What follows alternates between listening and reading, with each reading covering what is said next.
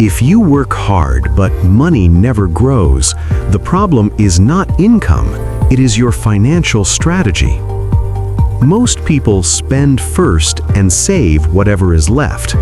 Wealthy people do the opposite. The moment income arrives, they save and invest first. Expenses come later. This single habit builds long-term wealth. If you must think every month about saving, you will eventually fail. Automate your savings and investments. Build systems.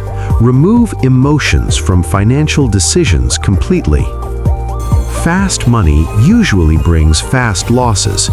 Real wealth is boring, slow, steady, disciplined.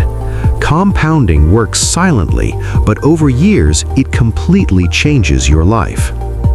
If you want real financial knowledge, simple, honest, and practical, not fake dreams, then subscribe right now.